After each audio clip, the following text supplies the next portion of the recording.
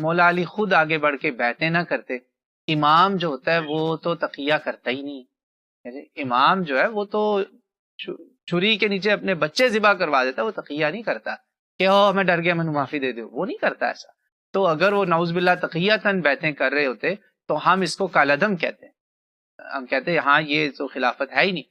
جب انہوں نے بیعت کی، اب ان کے دل میں کیا تھا ہم تو حسن ظن ہی رکھیں گے، بھائی ان کے دل میں اچھا ہی تھا، الحمدللہ امت کی خیر ہی تھی. اگر یہ کوئی کفری کام ہوتا کہ جو ہے خلافت ایسے نہیں چلنی، تو وہ کبھی بھی ان کے ساتھ نہ کھڑے ہوتے، ان کے جنازوں پر خطبے نہ دیتے، ان کی میتوں کو قبروں میں نہ اتارتے، ان کو فتوے نہ دیتے، ان کے کیسز کے فیصلے نہ کرتے، وہ کبھی بھی نہ یہ کرتے.